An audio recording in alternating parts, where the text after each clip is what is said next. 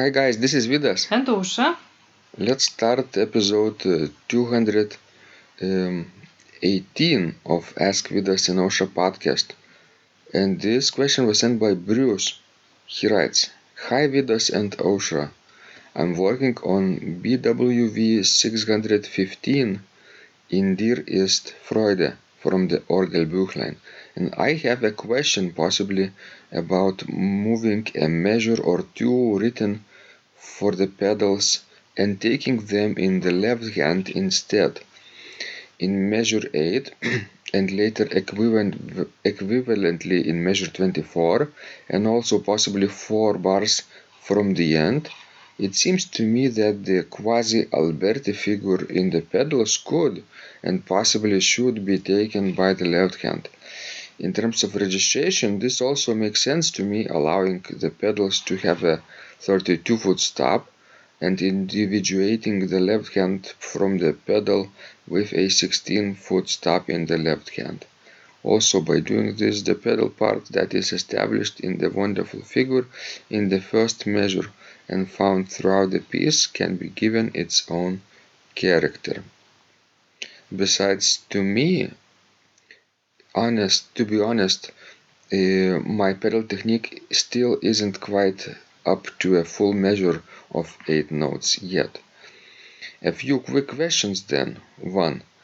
Is it a common and acceptable practice for an organist to essentially move parts between manuals and pedals? I feel somewhat uncomfortable doing this. After all, who am I to alter Bach's written score? 2. I'd like to hear your suggestions on registration for this work, if you would care to share them. 3.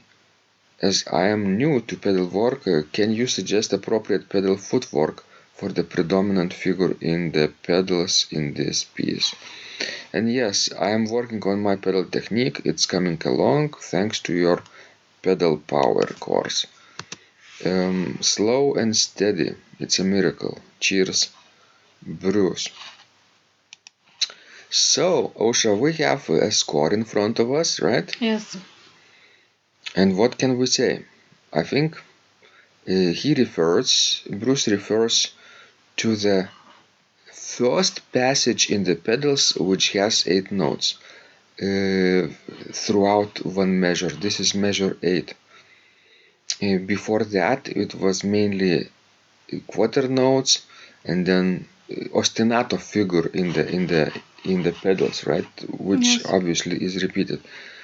But what happens then is arpeggio figure in the pedals. What do you think about it?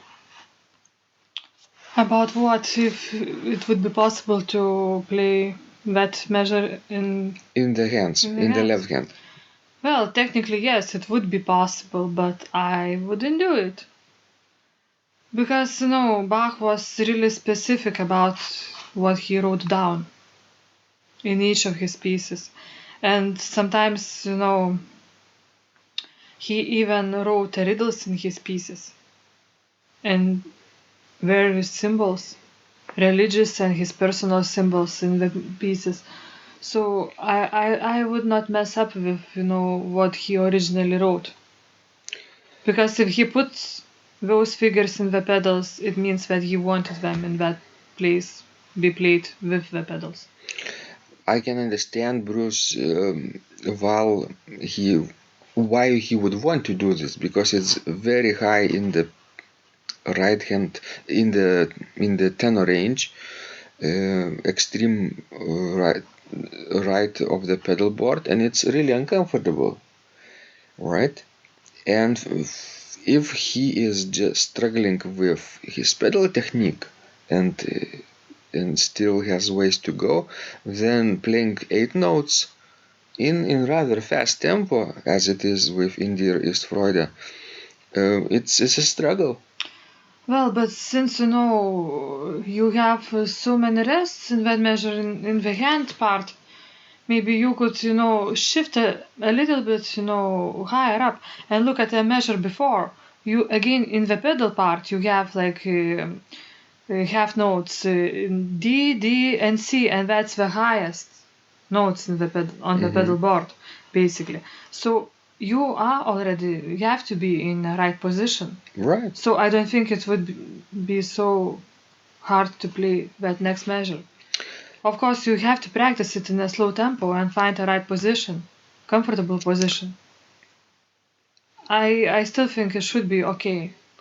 And I think it would take, less time to learn it correctly with the pedal than, rearranging it and playing with manuals. And think about this, what happens in a few years when Bruce is really advanced and can play almost anything, and he comes back to this beautiful piece. I'm sure he would want to repeat it, right? And suddenly he sees himself playing left hand at this measure. At that point, in a few years, I think his mind will change. Sure. And his abilities change. He would be able to do so much more. Right? And somehow in this particular measure, pedal part is written in such a way that actually it has two melodies. One is played with left foot and another is played with the right foot. You need to hear them both, and I think the left one is more important, so you have to lean more on it. Yes? You are very, very right here, Osha, because if we see what's happening one measure before, the pedals are playing half notes D, D, C. And then if we continue just this model of noticing half notes, the next important pitches in the pedals will be B, half note, B, and A. So what does it mean? It's a chorale tune.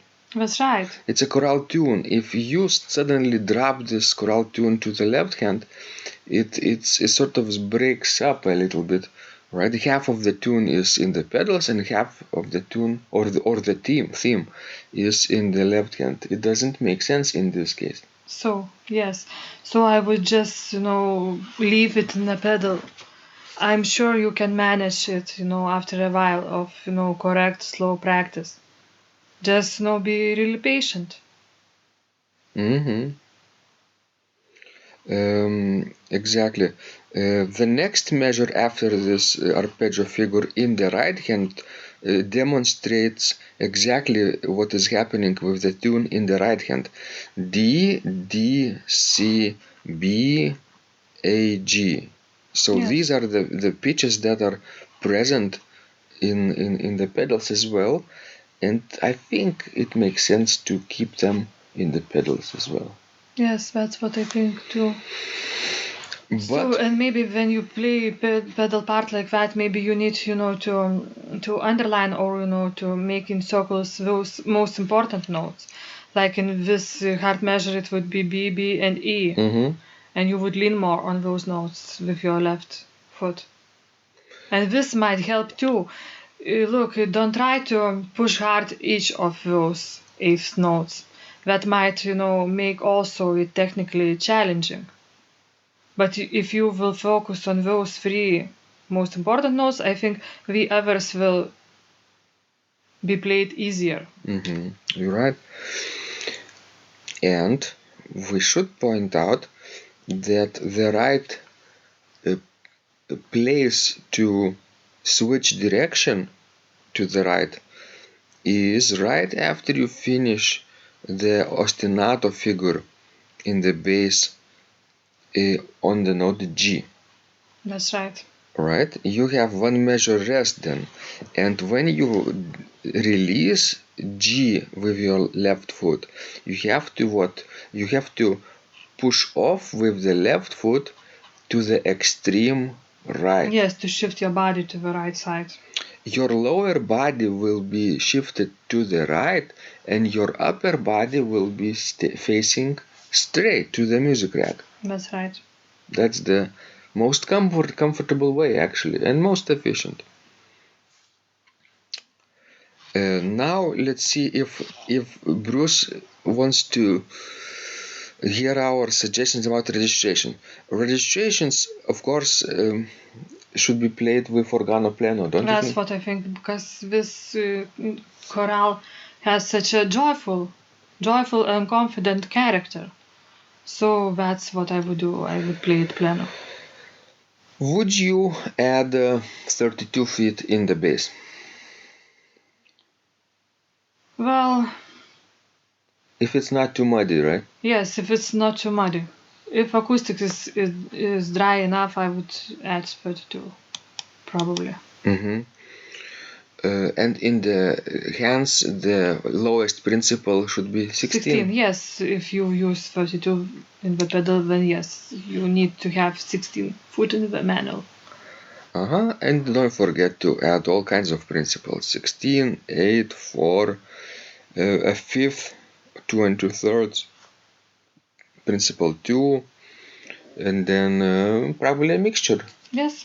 And maybe possibly coupling the manuals and adding another plenum from the positive, let's say, True. to the grade with the Yes. higher mixture. And look, this is also sort of massive registration. It will, slows down your tempo a little bit, because you don't want to play presto with a registration full like this. And of course, a third stop, 1 3/5, is appropriate in Bach's area, because it was included in the mixture composition too. That's right. I like actually to use third in Bach's work. It's like a little bit of pepper in the dish. True. Then, of course, Bruce asks if it's possible to rearrange and move parts between manuals and pedals in other pieces, right? There are some instances in other composers. Well, yes, and no. Because, for example, let's say take a music, for example, of César Franck. And I think everybody knows that picture on the Dover's edition of Franck's complete organ works, which shows Franck sitting on the organ and pulling off one of the stops, and it shows his hand very nicely, and everybody can see how huge his hands were. And thinking about that, you understand why some of his range in the manual was just simply almost impossible to play legato. Think about such pieces: E major chorale number 1, yes, or a prayer, and some of his other organ music. But I heard in some conferences and master classes that even in places like this, professionals don't suggest to put and to play some notes from the manual in the pedal. Because it's sort of inappropriate. You can do things like this easily when you play a transcriptions. Then yes, you can do whatever, what makes you comfortable. What about Ausra for early music? Is it more acceptable to rearrange parts? For example, take a look at Tabulatura Nova by Scheidt, right?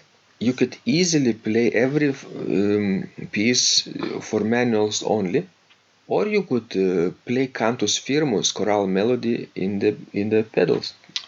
No, about early music, what I would do, if I would have organ without a pedal, then yes, I would play pedal part in a manual. But if I would have organ with a pedal, then I would play pedal part in a pedal. What about you? Yes, I would probably do the hard way. What would sound best, right? If the pedals would have its own stop, maybe with a reed, why not use the pedals, right? So the more pedals, the better in this case. if it's of course it's more difficult, but it takes time to develop these skills. But in a few years, I think Bruce will understand this easily and True. can play almost anything. And I think if you will start to avoid pedal right at the beginning of your career as an organist, then your progress will be much slower. Exactly. And you may never be comfortable with the pedal part. So I think it's better, to play as much pedal as possible right at the beginning. The last question that Bruce makes is about pedaling the most prominent figure, ostinato figure in the pedals. How would you, Ausra, suggest to pedal this opening measure? D, G, B, C, D, C, D, G. Well, I would play left, right, Right. left, right, right, left, right, left. That would be my suggestion. What about you? It makes sense. We use alternate toes mostly in early music, except when pedal part switches directions, or when you're playing in extreme edges of pedal boards, or if the notes are very long, you could play with one foot. So, but in this case, it's left-right alternate toe, then left-right alternate, but then the next note is with right also, because afterwards it changes direction. And in this place, if you will play C and D with right, right, you will have sort of good articulation too. Yes, before stronger beats you Yes. articulate more, especially when playing with the same foot. And knowing that, the tempo is quite fast in this piece, if you will start to alternate between that C and D, you might, mess up. I think it's easier to play C and D with right, right. Excellent. We hope this discussion was useful to other organists besides Bruce, who maybe will be taking this piece and practicing. It's a wonderful chorale. It is. It's And one it's of my very favorite, yes. unique in a sense that it's not a cantus firmus chorale or ornamented chorale.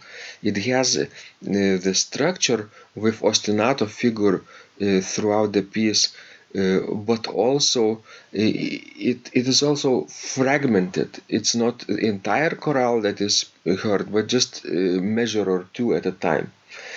So we are actually in the process of making videos in a slow tempo, and our team are helping us to transcribe the fingering and pedaling. So in not too distant future, expect the pedaling and fingering prepared for this particular piece too, and maybe this could be helpful for other people. Yes, we hope so. Wonderful. Thank you guys. This was Vidas. And Ausra. Please send us more of your questions. We love helping you grow. And remember, when you practice and share your art, Miracles happen.